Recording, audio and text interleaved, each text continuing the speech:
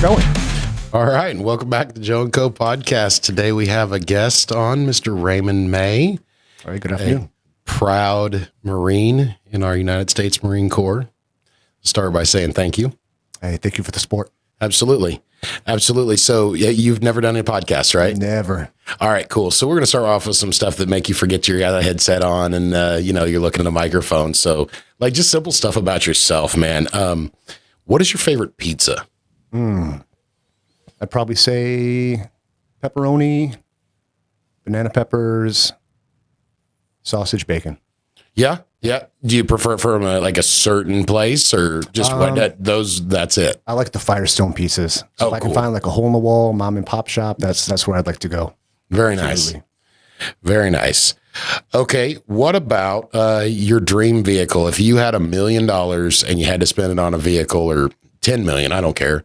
What is your dream vehicle? Oh, geez. I'm not,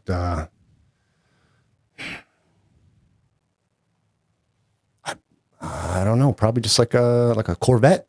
I mean, that's pretty prestigious, right? Right. I'd say probably a Corvette. Not very useful as a family man. But if I want to go around the block and show off a little bit, maybe a Corvette. There you go. Yeah. There you go.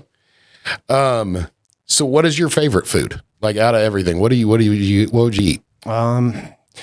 I don't think I've got a specific food. I've never really been into sweets, but mine's more regional. So I would do like Mediterranean, Italian food's great, Mexican. I'm not too picky, but on any given day, probably Mongolian. Okay. Yeah. Very cool. Yeah, how about, is there anything you just don't eat? Like absolutely not unless I'm starving. So the easiest thing for me to go to would be fish. Yeah. But that's a weird one because I'll do like lemon pepper cod or like a whitefish or a fish fry or sushi, but anything that's like fishy, salmon, I think it's a texture thing, like the flakiness of it. Right. Anything with those little cat whisker bones in there. It's easier for me to say I don't like fish than to explain, all the exceptions and stuff. Yeah. But yeah, I'd say fish. Okay, cool.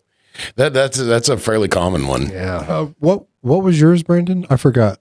What was the food you absolutely just hate and won't eat? I don't think it matters right now. You can watch that episode if you're curious. Okay. I'm just trying to bring it back. Anyways. Calm down, Mayo. All right. How about a favorite movie? Oh boy. That's a tough one. I'd say probably for my childhood, we'll go with Sandlot. Oh, my man. And the reason I've got to go with that is I won't just judge a movie based on how good it was, but like its rewatchability. I could throw Sandlot on in the background while I'm, cleaning the house or playing with the kids or anything like that. So Right. I'd have to go with Sandlot off the top of my head. Yeah, that's actually mine. Like that's right there. It literally is dictated what dogs I have. Nice. So what about books? Are you a big reader or? I wish I was. No, I mean, I'd be lying if I said that I read all the time.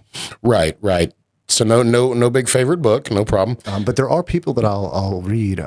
There's Call Sign Chaos by Mad Dog Mattis. It's a really good book. I definitely recommend giving that a read. I've got a signed copy in my office. Right. Really good. Right. Well, and absolutely supporting the brand too, right? Yeah. Very cool. So what about your hero? Who's your hero? My dad. Your dad? Easy. Off the top of the, absolutely. Okay. Why? Like, tell me why. Tell me more. Because he lives every single thing that he's taught me from day one, whether that's, being humble, always sticking up for the little guy, pushing away the bullies, helping whenever you can, however you can. He walked that. As long as I've been alive, that's what I've witnessed from my dad. He practices what he preaches. He's just a phenomenal dad, phenomenal father, best dad in the world. Man, that is awesome to hear. All right. So go back to food just a little bit. Okay. Can you cook? I try. Okay. If you had to cook something and you'd say it's your best thing, it doesn't matter. Like mine was mashed potatoes. That's not even a whole meal. Mm-hmm. If you had to cook one thing and it's your best thing, what is it? Probably stuffed chicken breast. Stuffed chicken breast? Yeah. Okay. What do you, without giving away the trade secrets, like what do you put in a stuffed chicken breast roughly? I'll put in a little bit of cream cheese, some jalapenos, and then you can pick any other kind of meat. So like bacon. Bacon goes really good with it.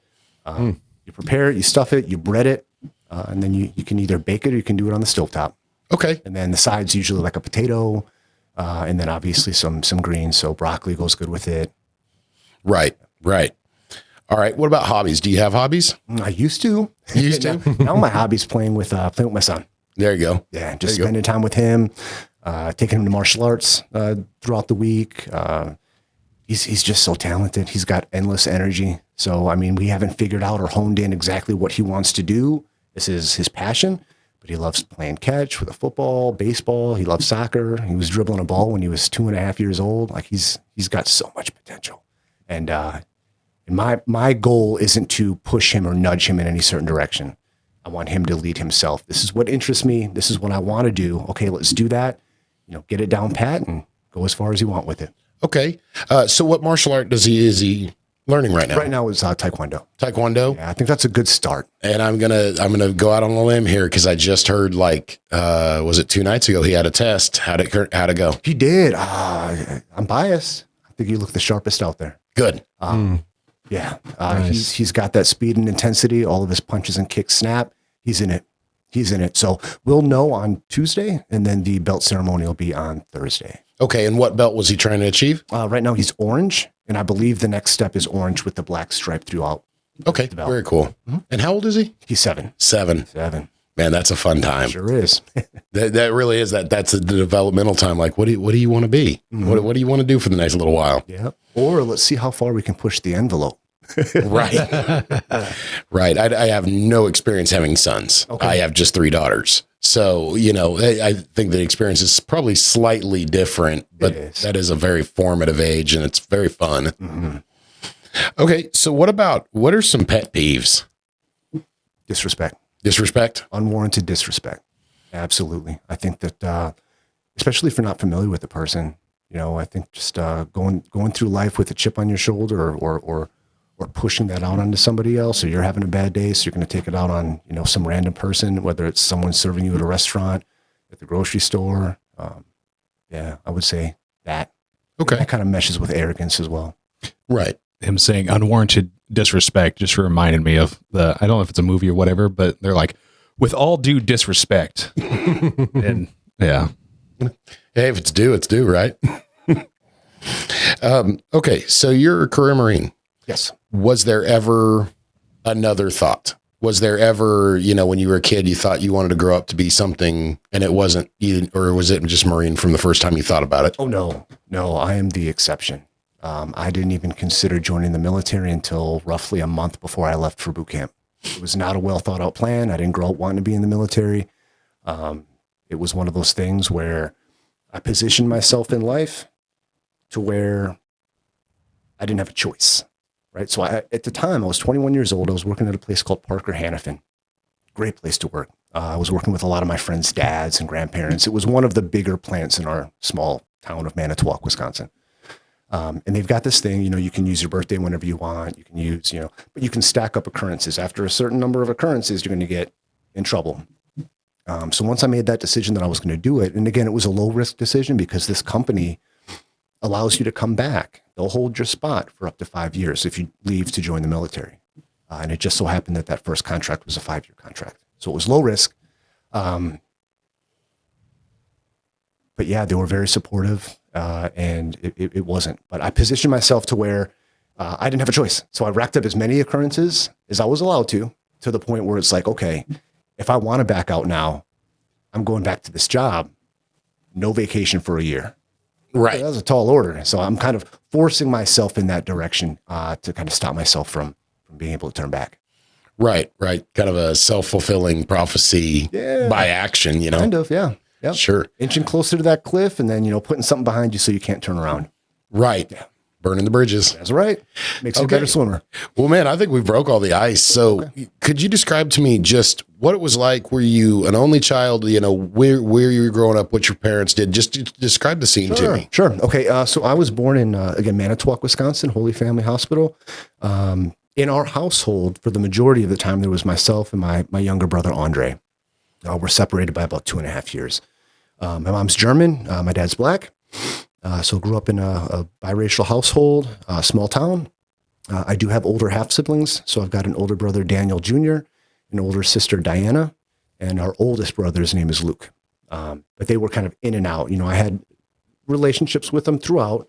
But as far as who lived in the household for the majority of my upbringing, it was me and my brother, my mom, and my dad. So yeah, I grew up in Manitowoc. My dad and I bonded over martial arts. I started at a real young age, and we've been very close. To this day, he's my best friend. And then my mom, we had kind of a complicated relationship, but there was never any second guess in my heart that she loved me. Right. You know, so much love there. Excuse me, different ways of showing it, but she was good. I have more fond memories than I have negative memories. So I grew up there. And then we ended up moving to the town over called Two Rivers. So I moved there when I was in middle school. Wasn't happy about it. My brother and I did not want to move, but we did move. And I finished up there. And in high school, I returned back to Manitowoc. I commuted back and forth. I was 16 to graduate at Lincoln High in Manitowoc with the people that I'd grown up with, you know, since the beginning. Sure. How much of a commute is that?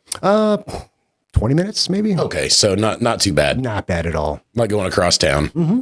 Yeah. Very cool. So what martial art did you train in with your dad?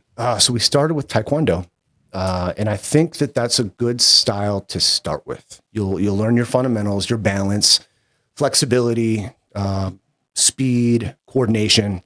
But in my humble opinion, I don't think that it's the epitome of a self-defense martial art. It's more of an Olympic style sport, in my opinion.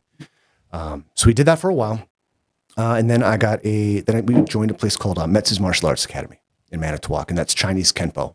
So where Taekwondo is mostly, I'd say 80% legs, footwork, 20% upper body with the hand strikes. This is the opposite. It's about 80% upper body, 20% lower body.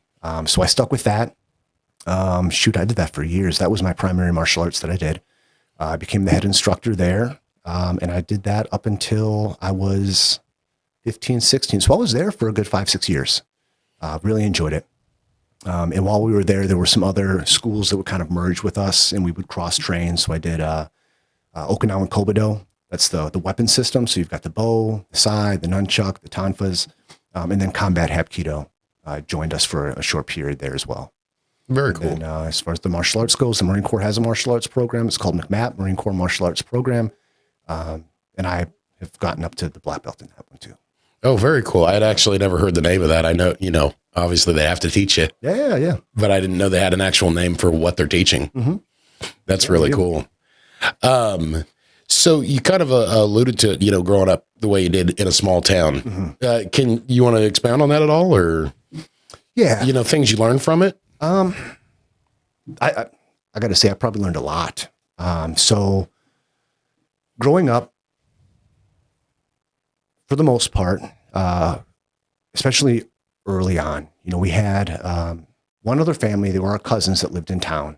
There were maybe one or two other families, but for all intents and purposes, we were mostly the only black family in town, right? So I think that there was a lot put into me as far as my upbringing to really try to put out potential fires before they even start, right? So I was always told, you go into a gas station, you go into the corner store, whatever, don't put your hands in your pockets.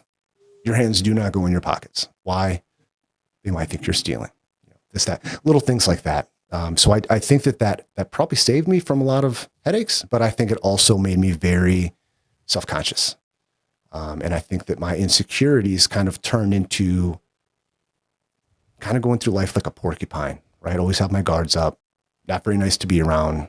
I was very negative, especially in elementary school and some of middle school, just kind of that mentality where it's like, get you before you get me, right? Right. Overly defensive. And I think that that's, it's self-sabotaging. But it did give me an opportunity to grow from that. I think that you can learn a lot from life, from your successes and your failures, right? If you succeed, you can look at that and say, okay, this worked. How do I maintain that? How do I build on that? If you fail, you can pull a lesson out of it. So either way, there's going to be growth. And I think that it took me quite a few years just to realize that, the world isn't out to get me all the time. A lot of that's in my head. Right. And I tend to spend a lot of time in my head. It can get to be a dark place. It can get scary up there. But I think if I spend too much time there, it can get pretty dark. So what that taught me is, okay, this isn't working. Try something else, right? So I tried something else. And it worked. It worked. Just being positive, thinking, if I have a bad attitude about something, try to think of 2 positive things, just to get my mind right. And I think that once I started taking care of myself and my thought process, the rest kind of fell into place over time. Right. I think that I was going to ask you, what is the process, to get more positive? What do you do? And you said, think of 2 positive things. Mm-hmm. That's excellent. For every negative thought that comes in your mind. If you're looking for the clip. I think that's excellent information. Okay. So that's, you growing up, how were you as a student in high school? I mean, did you student athlete? Did you? So I've got 2 high school experiences. When I started in Two Rivers, not good. There's like this unofficial rivalry between Two Rivers and Manitowoc, right? So the way that they do things, there's a different, slightly different culture, right? So when I moved, it was culture shock. Just the way that people spoke to each other. It's different being the new kid, but it's very different when it's like a different subculture, right? So that's when the negativity really kind of started. Okay. As far as my high school career goes, there were 2 friends of mine that ended up moving. One moved from Texas and one I think moved from Minnesota, and we were pretty close. And the 3 of us just kind of stayed in our little bubble, and I learned a lot from them. They moved from out of state, and they had a really positive attitude, and I think a lot of that kind of rubbed off on me. Like, who cares what people think? This high school time is a small blip in your entire life. I learned so much from the 2 of them, and that definitely helped me, because when I did move to Manitowoc, I had a completely different outlook. Granted, I had an advantage. A lot of the people that were at that school I had known since elementary, so there was history there, but my attitude completely changed, and it allowed me to be more open to criticisms, more open to friendships, more open to all these different things that, at the time I was kind of stuck in my ways. Sure. Sure. And did you, what did you get involved in school? I mean, did you play sports in school? I mean, we talked about the martial arts, but did you play sports, or did you get into the chess club, the debate team? So jack of all trades, but they always forget to say master of none. Right. So growing up in the neighborhood, we would do everything. We'd play soccer. We'd play a lot of football, basketball. In the summertime, we'd get the rollerblades and play some street hockey. In the wintertime, we'd play ice hockey. So I would play all these recreationally. As far as at school, loved chess as well. But as far as at school, I didn't, because most of my time was put into the martial arts school. Sure. It was instructing or taking my class or whatever. So that was my love. That was my passion, was the martial arts. Okay. So you mentioned hockey, and here, like, hockey is almost non-existent, but so is there school teams up there? I don't think there's school teams. Clubs? So we've got Manitowoc has a team, the city of Manitowoc. Oddly enough, we don't have an NHL team, which still to this day blows my mind. It's so cold there. We've got the setting for it. We don't have an NHL team, so I have to kind of root for the Blackhawks, since they're the closest ones.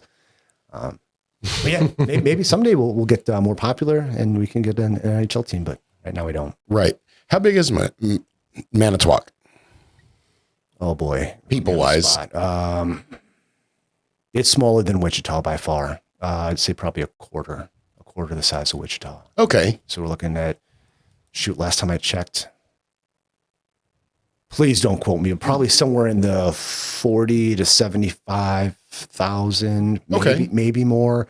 I haven't lived there year round in 18 years, so forgive me. No, absolutely. I just kind of was getting a feel like it, because I know I've heard of it, but a lot of people have heard of Wichita, so it's like, okay, well, what does it really look like? And I think I would have called it a city growing up. I think I use the term town kind of comparatively now, since you travel around a lot, you see what a big city is. You see what that is. So I think comparatively it'd be considered a smaller town, but it's a city, by all means. Okay. So you came to the end of the high school. How did and you were working for the company, and it was pretty shortly after high school that you joined the military? No, I was already 21. Already 21? Excuse me. Yeah. So I graduated high school and I got a part-time job, kind of like a temp job at Parker Hannifin through Lead Research. So I was there as a temp through the summer. And so I was doing my best to, be recognized, and they ended up hiring me on. So from the age of 18 to 21, I was working at Parker. And what is it that they do? I mean, is that, I mean, might as well give them a little plug. Yeah, so they make different types of hydraulic components. Okay. So when I started, and again, this has been a long time, but I worked on a bench where I'd have to assemble the part, put the soldering items in there, push the button, it would solder, it would weld itself together, and then just put it in the bucket over and over. Sometimes I'd work on a bender where we'd have to take the component and bend it. When I was there, I did see a flyer on the wall that they were opening up a position for a CNC setup operator, a computer numeric control setup operator, which meant that you have these big lathes. Some of them are the size of this table. There's a couple that are actually the size of this room. But what it does is you have a block of metal, different types of metal, different shapes. You put it in there, you push a button, it closes and it holds that, and it spins it around, at thousands of RPMs. And while that's spinning, you've got a wheel with all these different tools. So you put the tools in, you calibrate them, make sure that they're the right type. You take a look at the computer, make sure that the programming's right. You double check that. Long story short, you hit the go button, the door closes, spins the block, and all of these parts make little incisions, right? They drill it out. You take it out and you've got a component. You put it in the basket, and then that goes on to the next step where I think they heat them up, and some of the larger ones you have to bend. Some of the components are about maybe 3 to 5 inches. Some of the components are about this big. So they're like different hose connectors, for air pressure, water pressure, all that different stuff. Oh, cool. And I didn't realize how big it was at the time. I didn't realize that this was a company that was in different states. And early on in my career, I was in the back of a Humvee, one of the maintenance Humvees, and I saw like a connector, and I was like, oh, it says Parker on it. So now maybe I made that part. Okay, It's a great place to work. Parker, I do recognize that name. It's the second half of the name was throwing me off. I've absolutely seen their products. Yeah, and that building itself. So my dad worked there as long as I can remember. It used to be called Imperial Eastman's, and then it became Daco Eastman, and then I believe it was Parker Hannafin. So the whole time I was there, it was Parker, but it had different names prior to. Okay. Yeah. Yeah, I've absolutely seen their products. I've installed a few of them. Very cool. Yeah. So starting into the military part, you kind of set yourself up where you were headed that way, and I'll let you take the story. I don't want to guide it. Okay, sure. So again, Parker, I absolutely loved it. But again, like I mentioned, I worked with a lot of my friends' parents. They were well established, and my dad told me that if I worked there at my age, I would have more money than I knew what to do with. And he was right. For a young 18-year-old, making that kind of money was ridiculous. So when I got hired on, I put in for that CNC setup operator position. They put me on first shift for my training. They did all the on-the-job training, taught me the programming, taught me the usage of each of the tools, safety, calibration, all that good stuff. So I looked at that as, every opportunity that I want to seek should have some sort of growth associated with it, right? So if I want to do martial arts, I want to do that, but I also want to get better so that I can be a better instructor, so I can be a better mentor, so I can be a better this. So working at Parker, I really can't complain. So I had first shift, but because of the seniority, again, working with a lot of my friends' parents, I was a low man on the totem pole, right? So the only spot that they had full time was third shift. When I white knuckled it for a while, I think I did a year and some change, but my body just could not. I'm not one of those people that can do it. I was just tired all the time, cranky, and it was taking its toll. So when I caught wind that you could join the military and leave for 5 years, I thought, well, what a great opportunity. Take a step away for 5 years. When I come back, maybe there'll be some retirements and whatnot. I can slip back in and maybe get on second or first shift. So then I went to the recruiting station, and because my dad was in the Army, and because when you think military, I think by default, a lot of people's brains go to Army. So I went to the Army recruit station. I forgot what time of day it was, but their door was closed. Right. So it's kind of empty. So I walked down the hall, and there was the Marines. The recruiter was in there. The door was open. Went in there, talked to him a little bit. I said, I'm interested in doing this. Can you tell me a little bit about what the program's about? And he did. He said, so, what do you want to get out of it? There's the travel, serving your country. There's, college opportunities, all this stuff. And again, I'm going into this thinking, okay, you're a recruiter, which means you're basically like a car salesman for the military. So I called my dad, had him come down, sit down there with me, kind of went over the process, and ended up saying, this is what I want to do. Sent me up to Green Bay to take what's called the ASVAB test. It's kind of like the SATs. And being 3 years removed from high school, I thought it's going to be kind of tough. So later on, I found out that test isn't really geared to tell whether you're a smart guy or a not smart guy. It's geared up to find out what your strengths are, right? So if you answer, you might get the wrong answer in this group, but the test is designed to know that, okay, this is the way your brain thinks, right? You might be really good at, mechanics, or you might be really good at electronics, or you might be, good with, geometry and stuff. If you want to be someone that works in infantry, doing missiles and targeting and all that other stuff, cyber. So I took that test, went back, and they said, okay, these are what you can do based on your test scores. You can do pretty much any job you want in the military. And I was thinking, okay, so 9/11 happened. We're at war. I'm going to go. Yeah, it'd be cool to be infantry.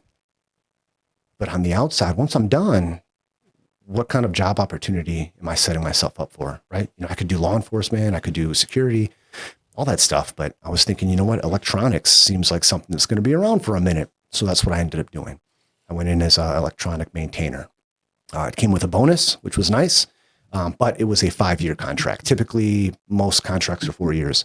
But because we had to have nearly a year in the schoolhouse to learn this trade, they tacked on an extra year to your contract. So I got the bonus, did the contract, and then went off to boot camp as soon as I could.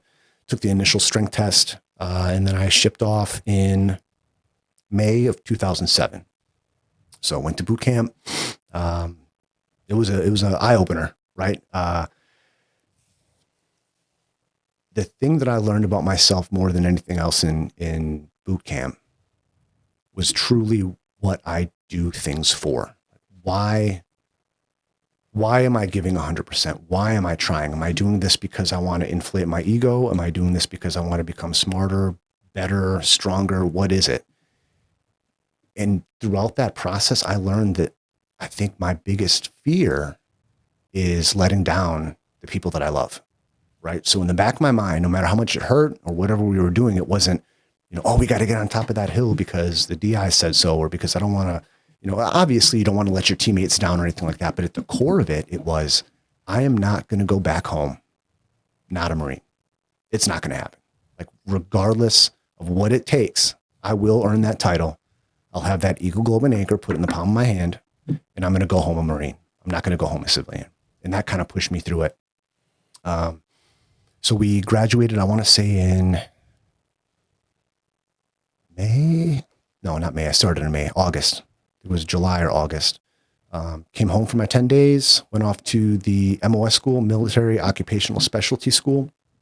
So electronics, there's different number combinations based on what your job is, right? So there's the 2800 community, and there's 5 different types. There's the 35 community, and there's 5 different types. So 28 is ground electronics.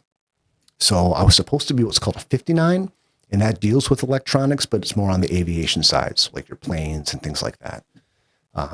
Before going to MOS school, you have to go through what's called MCT, so Marine Combat Training. It's short. It's only a few weeks. But when I arrived there, they said, hey, you're not going to be a 59 anymore. You're a 28. And I said, well, that's not what my recruiter told me. It's kind of a mistake. Like, shut up. This is what you are. That's how I learned the needs of Marine Corps, take precedence. So I ended up being a 28. So that leads me into the schoolhouse. It was a total of 9+ months. I've got the memory of a goldfish, so forgive me. I could be off a little bit. So I did that, learned the trade. Our class was a good news, bad news story. They told the class that I was in, good news and bad news. Good news is we're going to put all the different duty stations that you could potentially go to up here on the whiteboard, and you can discuss amongst yourselves who's going to go where. The bad news is you're stuck here for another 3 months. You have to go to the micro miniature circuit card repair course, where you do micro soldering and you remove components and stuff from circuit cards. So I ended up getting orders to Lejeune from there. That training took place in a place called 29 Palms. And it's got like this really sexy name, right? Like, 29 Palms, beaches. It's kind of like in the middle of the desert, right? So when we showed up, it was nighttime and there were lights all over. You could look out, you saw all these lights, and you thought, wow, this is where it's happening. This is a nice town. It's a nice city. And then the sun comes up and you realize those were all just lights out there in the sand. So very small town. Some people absolutely love it. Some people not so much. I was not the biggest fan. Okay. Really hot in the summers, really cold in the winters. But anyway, so then I ended up going to Camp Lejeune, North Carolina, and I checked into a unit called 2nd Radio Battalion. I was there for maybe a month and some change, and our staff NCOIC, so our staff NCO is non-commissioned officer, IC is in charge, right? So he was a master gunnery sergeant, that's an E9. He cannot get promoted anymore. He's at the top of his thing. You have 2 different types of E9s. You've got your sergeant major, which is like the senior enlisted advisor to the officer. He gets a different job. He does admin stuff, big picture stuff. And then on the other side of that, you've got your master gunnery sergeants. Those are your subject matter experts. They stayed in that field for their entire career. So this guy's got like 30 years doing what I was just starting to do. And he came up to me. He's like, hey, we got an open slot. They're going to Iraq. Do you want to go? I was like, well, I kind of signed up to get some adventure. I was like, yeah, I'll do this. So I ended up shopping over to the 2nd Marine Expeditionary Force Forward. So it's kind of hard to explain, but there's different levels, right? So you have 3 different MEFs throughout the Marine Corps. You've got one on the East Coast, West Coast, and in Okinawa. So we fall under that. So they absorbed me and some other Marines from different occupational specialties to do a specific mission in Iraq. So it was a 1-year deployment. We were gone all of 2009. Half that time was spent in Kuwait. Half that time was spent in Iraq. They do have what's called an Iridium phone. It's like a sat phone. So my eventual wife and I were able to communicate through that. And we had stayed communicating. We had met just before I left, maybe by about a week before I left for boot camp. Kept in touch throughout boot camp and my career with writing letters, all that old fashioned type of stuff. So did Kuwait and Iraq, came back. I was back for about 6 months or so. And at that time we got married. So her and our daughter Cheyenne moved with me to North Carolina. And just after they had moved in, the unit that I really belonged to, once I returned to 2nd Radio, they were about to stand up. So like, hey, you just got back. You're going to go again as a group with the unit. This time we're going to go to Afghanistan. So I did that. It was 8 months. That was the first time that I had to really say goodbye the night that I was shipping off to my family. And that was rough.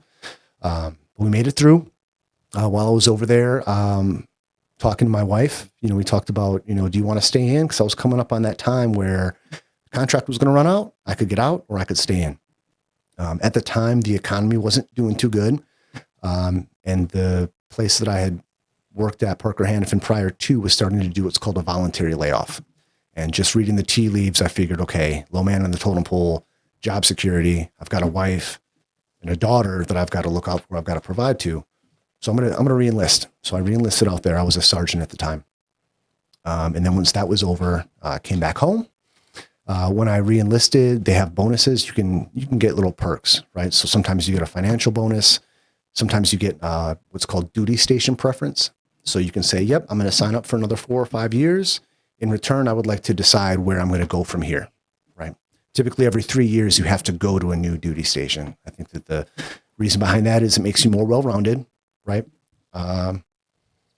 So that's what I did. My reenlistment bonus that I chose was I said, okay, I'll sign up, but I want to go to what's called 2862 school. So in my occupational specialty, it progresses, right? So as you move up the ranks, your responsibilities grow and you have to learn more stuff. So I ended up having my incentive being go to 2862 school. So once I returned, I got orders and I went by myself back to 29 Palms for another 8 months to learn more about the job. From there, I got orders to Camp Pendleton, 1st Radio Battalion. So at that point, my wife and daughter moved out to California with me.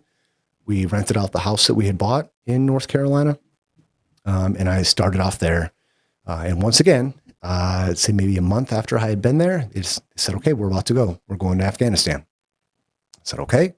So I chopped over to CLB, Combat Logistics Battalion 7, went with them, went over to Afghanistan for another 8 months.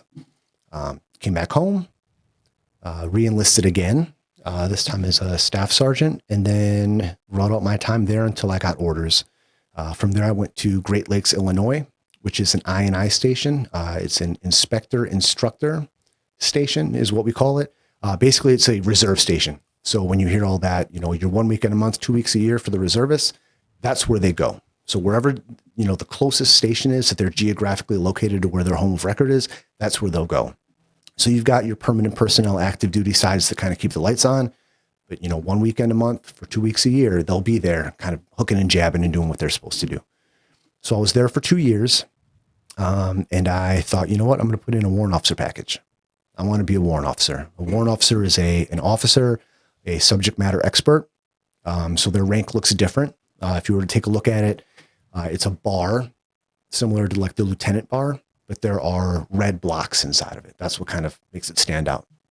All branches now have them. The Air Force stopped for a long time. They just recently restarted their warrant officer program. So I wanted to do that. So I submitted my package along with a friend of mine, and we both got selected. Went to Quantico for TBS and Woolwick, the basic school, warrant officer basic course. It's about a 3-month course. Graduated that as a warrant officer and then got orders to stay there at a different unit. So I went to Marine Corps Systems Command as a project officer.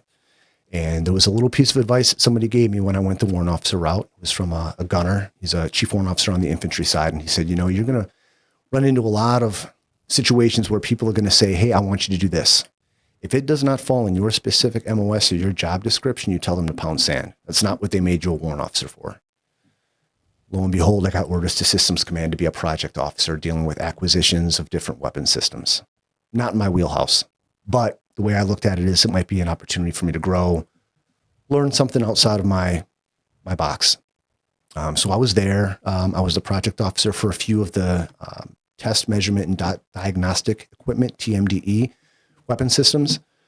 So I stayed there. Our daughter Cheyenne was near graduation, so I asked to extend there for a 4th year. They said, okay. So I finished up my 4 years there. She graduated, and then I got orders back to 1st Maintenance Battalion, which isn't very common. Typically, you don't go to the same unit. You might go to the same duty station, whether it's Camp Lejeune on the East Coast, Camp Pendleton on the West Coast, wherever, but you don't usually go to the same unit more than once. So I ended up going back there. By the time that I transitioned back to Maintenance Battalion, I was a Chief Warrant Officer 3. That rank bracket goes up to 5. So the highest you can be is a 5. They're very rare. We call them unicorns because it's not too often that you see a Chief Warrant Officer 5 walking around. So I ended up checking in there. I was the OIC for the calibration section. So that's the section that I ran, the platoon commander. And then from there, I ended up the executive officer, the right-hand man of the company commander, got orders. I picked up the XO spot. I put in a package to become an LDO captain. And if you want me to get into the weeds on that, I can, but it's a long story. But I ended up becoming an LDO captain. The company commander ended up retiring, and I became the company commander of Electronics Maintenance Company at 1st Maintenance Battalion. Did that for a few months, and then I ended up getting orders here to Wichita. I'm at McConnell Air Force Base. This is the 2nd I&I station that I've been at, and I'm the inspector instructor. So my counterpart is also a captain. He's a reservist, and he comes in for his weekend a month, 2 weeks a year. He's the OIC for the reservists, and then I hold down the fort for the active duty side. Checked in here back in June, so it's been less than a year yet, but absolutely love the area. It reminds me of home. I like that Midwest vibe. Yeah. Yeah. And so what you're doing now, is it a pretty desirable position, pretty desirable job? Everything you're doing, you pretty happy with, huh? For me, yeah. I think desirable is subjective. I think some people might be a little bit bored. I went from being a company commander where it's a sweatshop. I mean, there's a lot going on. You're always going to the field. You've always got to keep those, as a maintenance organization, you always want to get those code A's out the door. Make sure that the warfighter out there has a radio or some sort of equipment that's functional, right? So it was always constant around the clock. There were about 170 some Marines, I want to say. No, that can't be right. In that wheelhouse of Marines within the company that you had to make sure were taken care of, right? So you might be getting phone calls in the middle of the night, very high op tempo.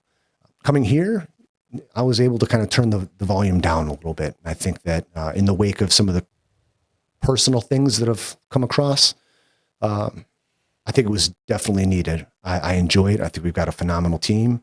And I think that I could use a little bit of time to turn the volume down a little bit.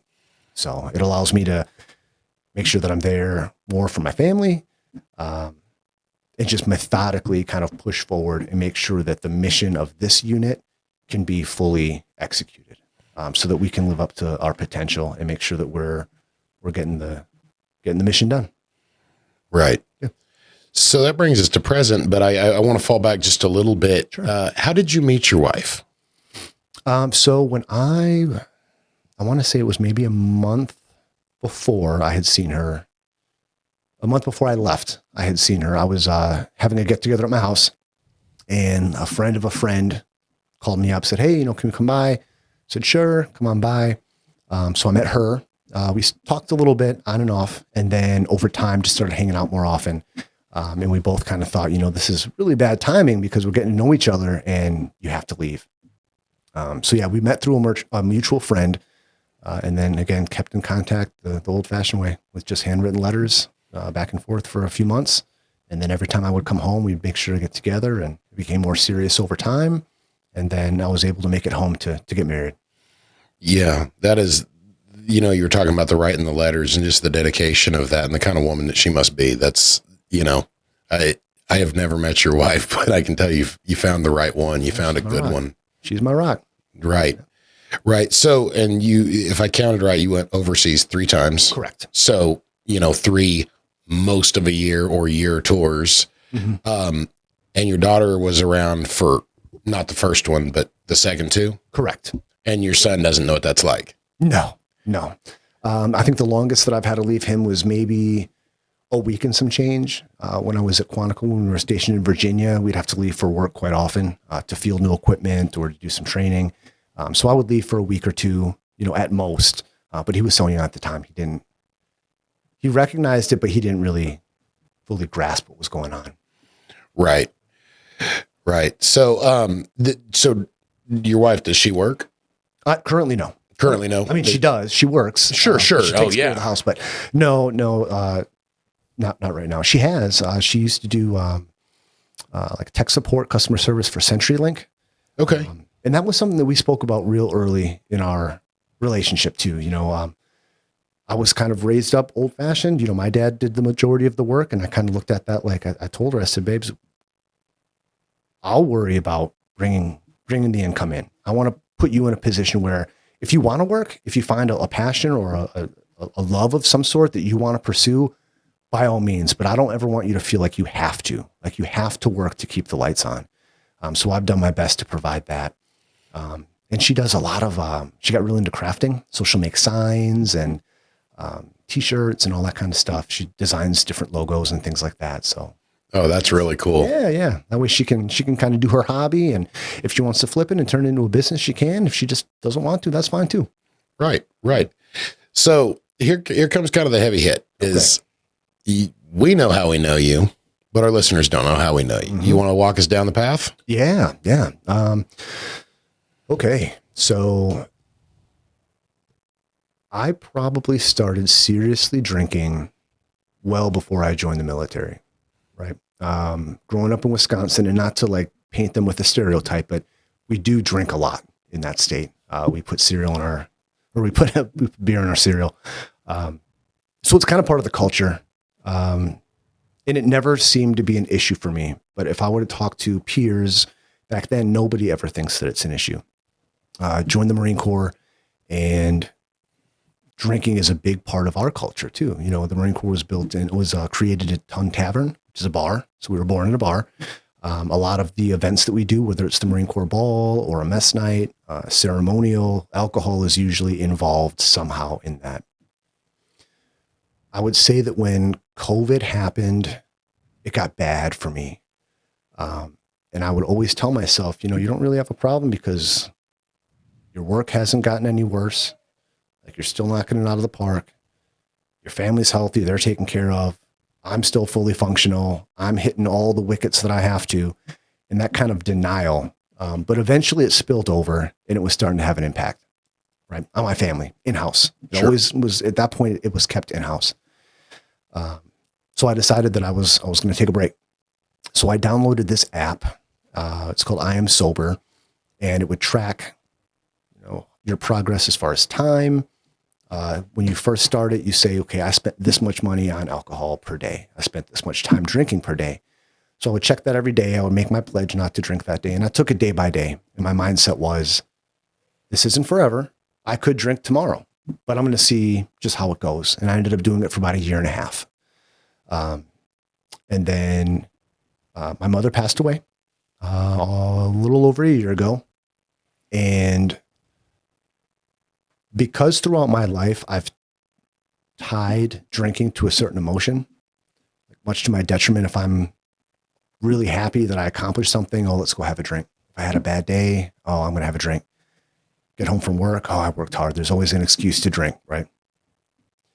And when you keep doing that, you tie these emotions to drinking. I'm a creature of habit, right? I've got these rituals. When I wake up in the morning, I always do the same thing every day. So the problem with the emotional drinking is that I would get triggered by a certain emotion, right? I might not want to have a drink, but if I feel a certain emotion or feel a certain way, man, I could really go for a drink right now. And I think that's dangerous. So I went to my first AA meeting just last November while I was here. And I thought, you know what, I'm going to do this. And it was not what I expected at all.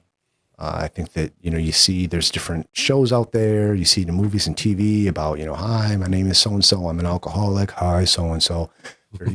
But it's not. It definitely opened up my eyes. It's not so heavily scripted. It's not so monotonous and robotic. You meet amazing people. And I truly think that they're the best equipped to help. I really do. I mean, I could have somebody, when I was at my worst, I don't care what kind of degree they had, they could talk to me until their face was blue.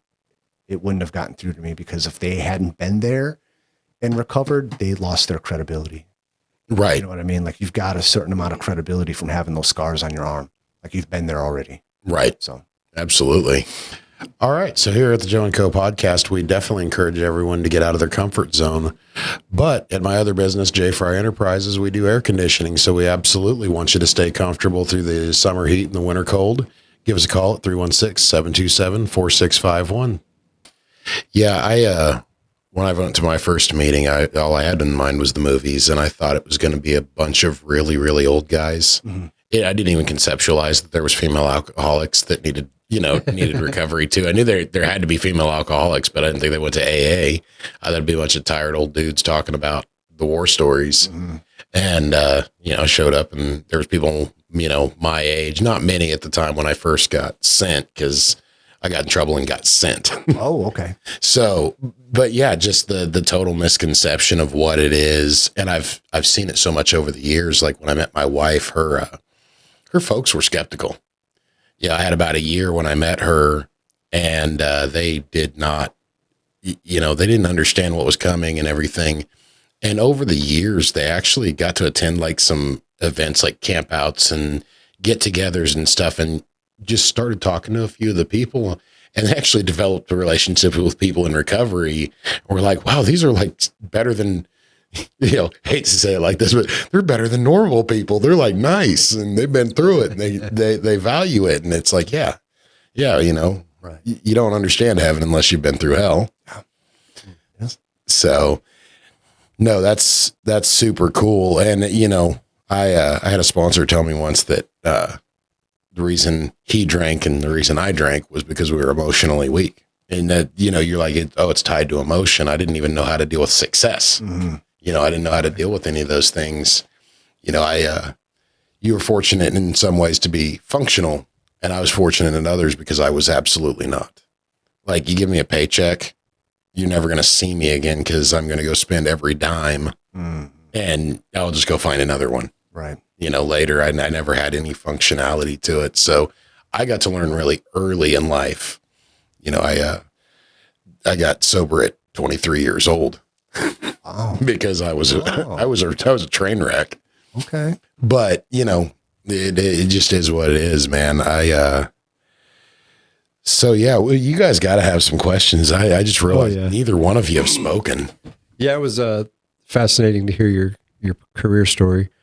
What kind of things, obviously I have no context for the military, I'm just a civilian. What kind of like things have you learned in that field that just helped you develop into the person you are today? I mean, I just imagine it's just like they beat the crap out of you. You get, iron sharpens iron, but like on an intellectual level, what kind of growth and stuff did you experience that really sticks out in your mind just off the top of your head? I would say probably the most growth that I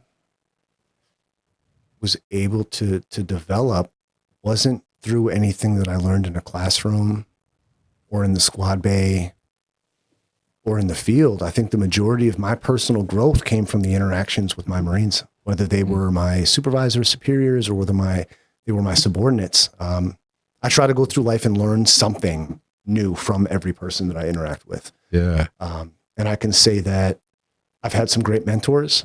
I had a slight advantage having the best dad in the world that kind of taught me right from wrong and things like that, being humble. But I would say that I've learned a lot just from the interactions. And in the military, it's like a melting pot, right? You've got people from the East Coast, from the South, Midwest, right? You've got all these different cultures and customs and backgrounds and stories and failures and successes that they can speak to. You can learn something from everyone.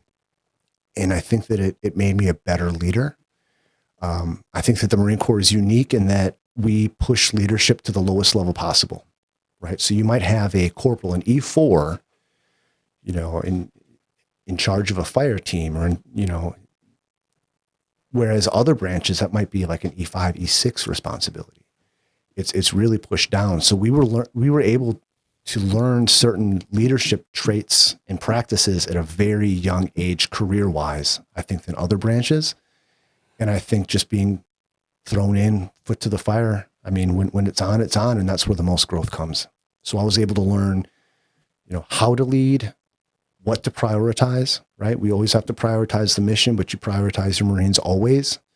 You're not successful unless they're okay. So if they've got a professional or a personal issue going on, they're not going to be clear-minded. You need to remedy that. You need to make yourself available.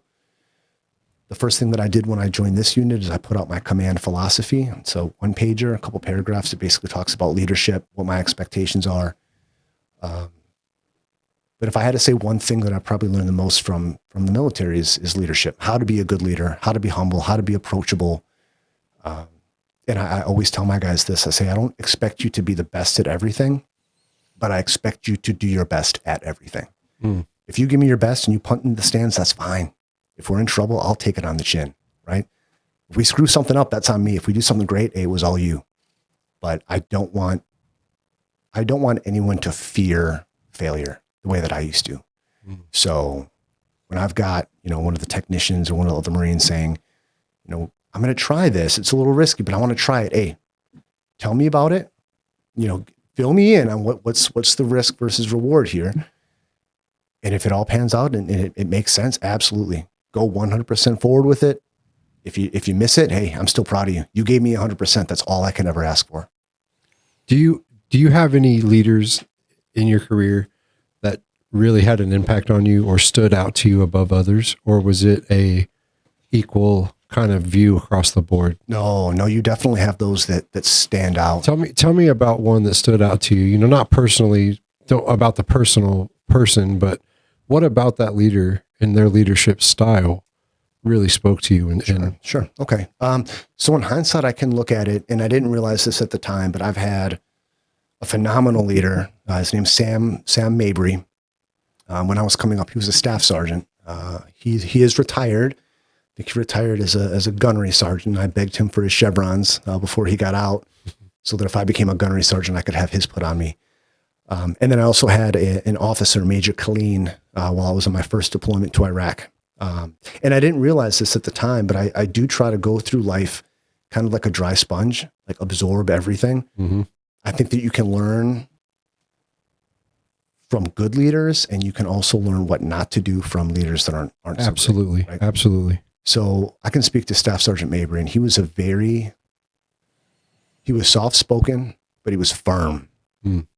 He was the most approachable staff NCO that we had in the platoon. I could come to him with anything, whether it was things that I was embarrassed to admit for my rank. These staffs I don't have a whole lot of experience doing this. I know that I should know this. Could you kind of run me through it. Never an issue. Never made you feel stupid for asking a question. Never made you feel bad for missing the mark if you gave 100%. And I think I pulled a lot of military side leadership from him. Major Khalil, our time together wasn't as long. It was for that deployment in Iraq. But what stood out to me with him, I don't believe he was a Mustang. I think that he came in and he was an officer his entire career. But he was very calm, energetic, and very calculated. Everything, and he could make a decision and already go through all the different phases of decision making in the snap of fingers. Wow. Always smiling. Again, very approachable, which I say it as if it's a rarity. Nowadays, there are a lot of leaders that are approachable. It wasn't always like that. So at the time, it was very special. And I can remember that there was one time that I heard Major Khalil hit that switch. And at the time, I didn't think he could. I thought he was always smiling. He was always happy. He was always calm. And that's when a Marine from a different unit started giving our guys some problems.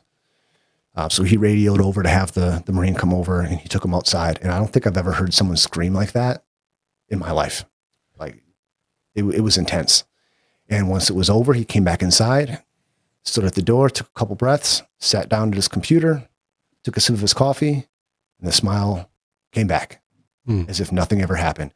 That control, that emotional control that he had, that bearing, second to none.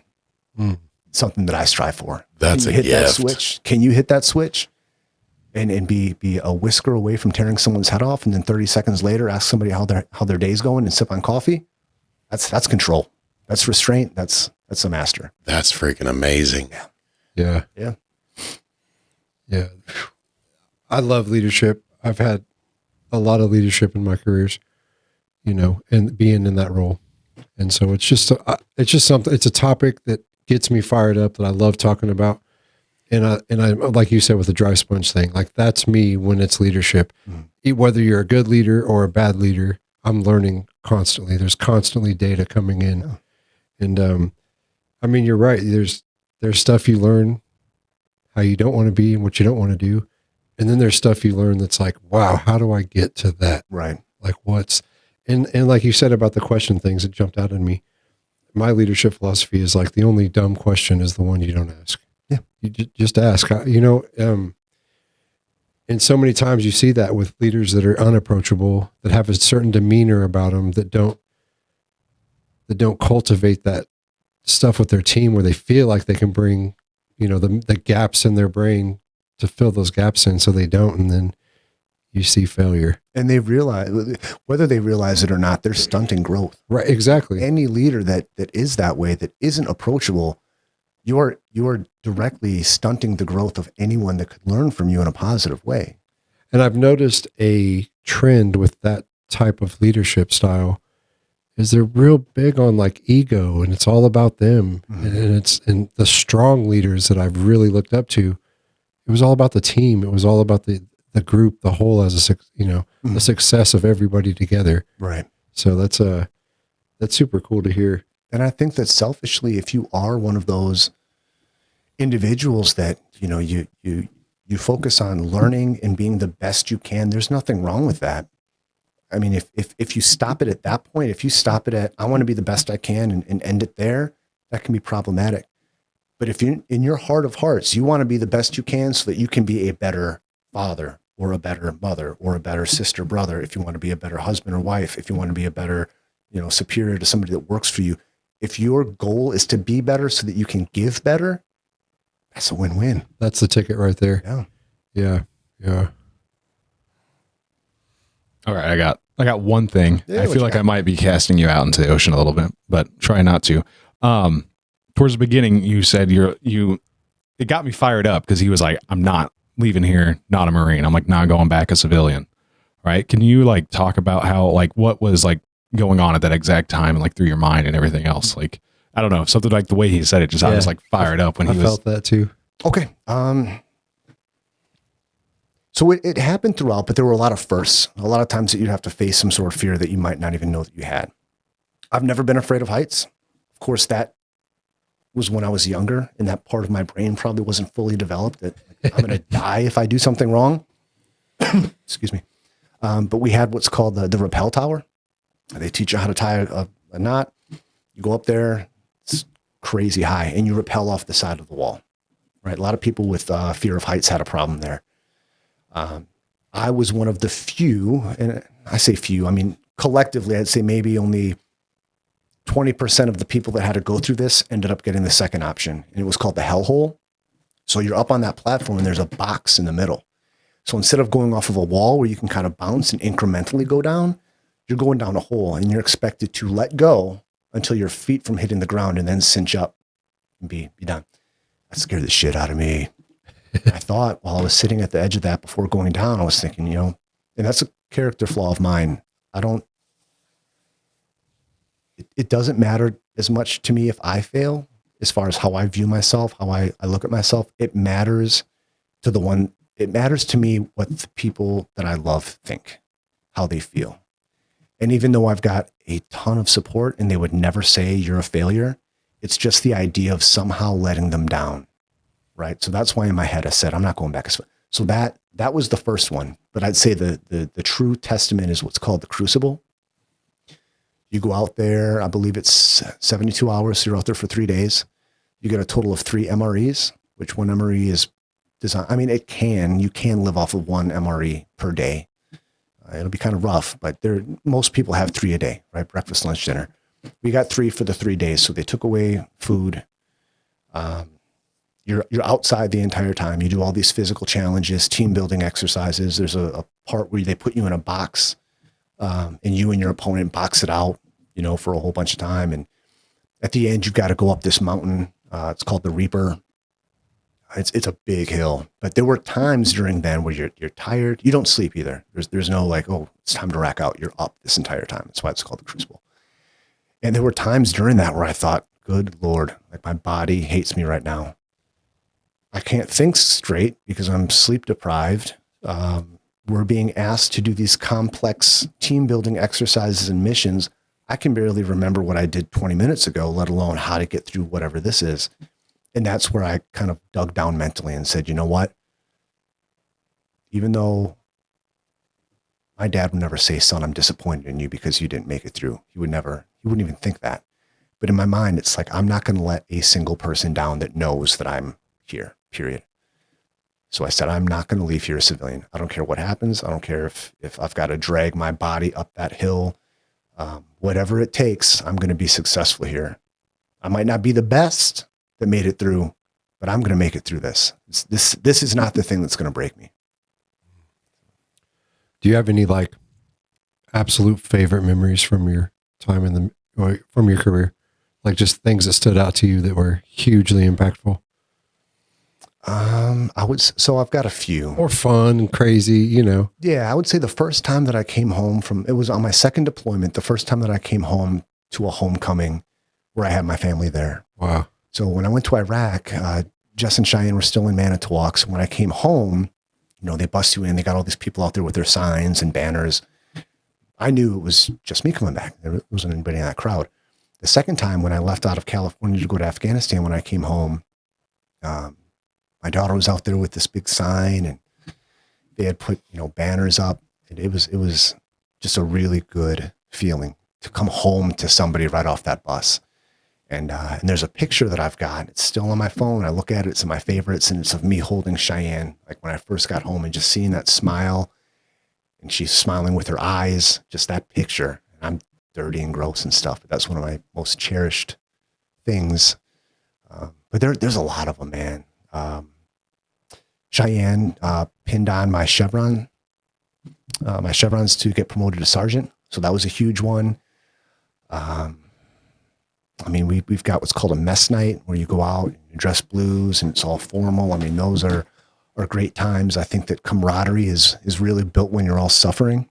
You know, shared suffering really brings people together. So there's times in the field or on deployment that we got close, get to know people. It's hard to pinpoint one. That's cool. The way my brain works is I don't always remember the thing. I remember how I felt. How whatever it was made me feel, I'll remember forever. And I can always go back to that spot. So even though I got the memory of a goldfish, I can remember how I felt at this day, this year, and at this specific time, and I can get back there.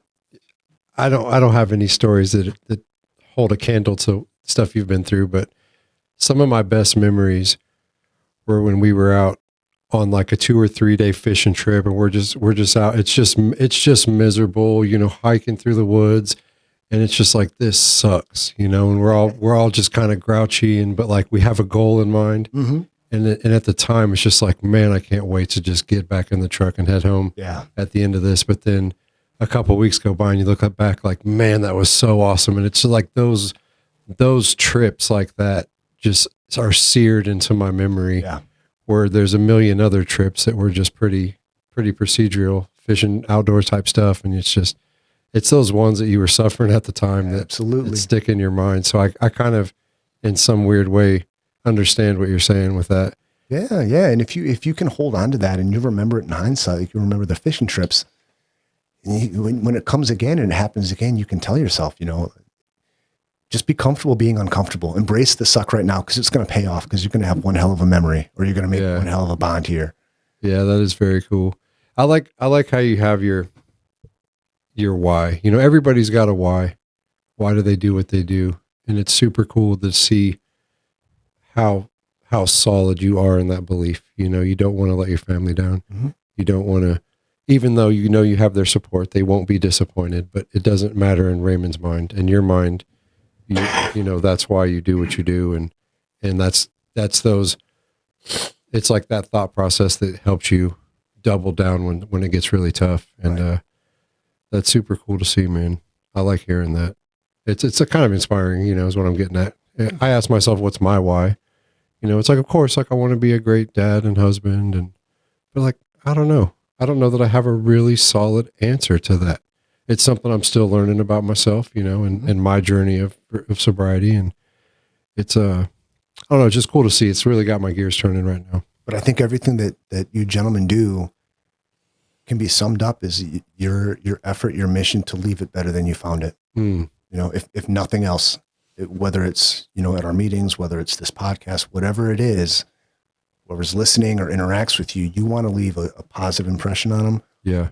Whatever project you're taking on, wherever you go, you want to leave whatever it is better than you found it. Man, I really like that. I'm inspired by you guys. That's huge. That's awesome. Well, I definitely learned something today. You were talking about, just doing good and taking care of your people. And if their home life's not right, if this isn't right, then, they're not going to be right. Right. And then, it just trickles up, and I know that concept. I do understand that concept. And sometimes that concept is really hard because I want to be selfish. I want to relax. I don't want to answer the phone one more time. I don't want to get up from the couch with my wife one more time. Mm-hmm. I don't want to be late to something because I'm handling something one more time. But then when you talked about, think of the two positive things, it is a lot of the time it can be summed up to look what I get to do. Right. As an alcoholic, I remember times nobody trusted me to feed myself.